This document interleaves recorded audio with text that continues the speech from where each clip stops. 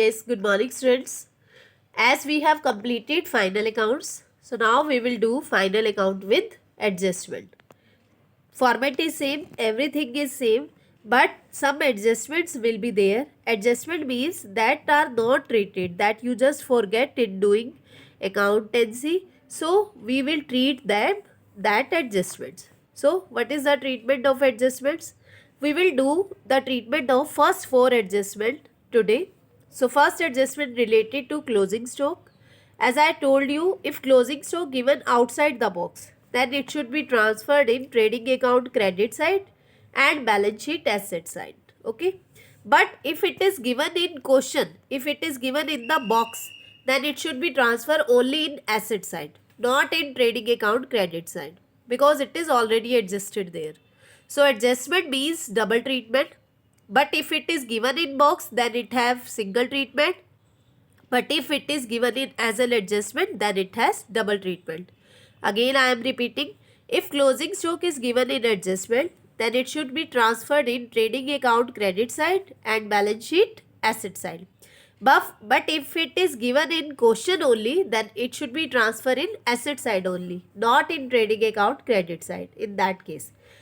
And one more thing, if two values are given related to closing stock, then we have to take less value. We have to take whichever is less.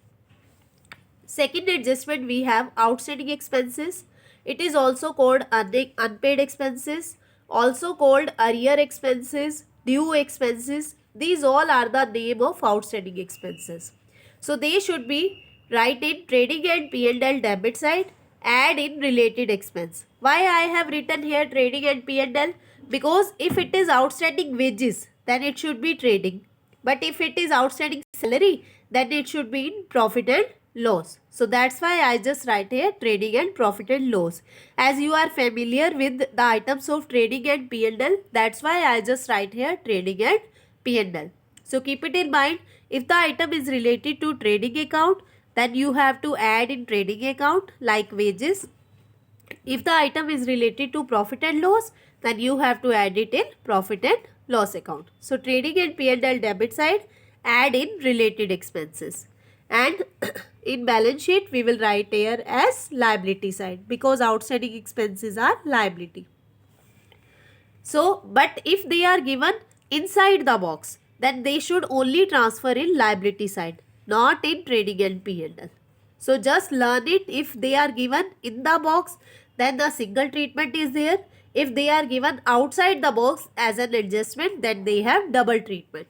Next we have prepaid, advance, unexpired expenses. Prepaid expenses are also called advance expenses, unexpired expenses, expenses related to next year. So they should be less. So trading and P&L debit side, less from related expense. Like if prepaid wages is there, it should be less from wages, and balance sheet asset side. If they are given in box, then they should be only in asset side, not in trading and P&L. Last adjustment, we have depreciation. It should be transferred in P&L debit side because it is an expense, and in balance sheet less from related asset. Depreciation decrease the value of asset, so it should be less from related asset. But keep it in mind, if depreciation given as an adjustment, then it have two treatment. But if it is given in box, then it is an expense. It should be in P&L debit side. Okay, today we will discuss just 4 adjustment. First question is based on it. Tomorrow we will discuss the remaining 4 adjustment. Thank you.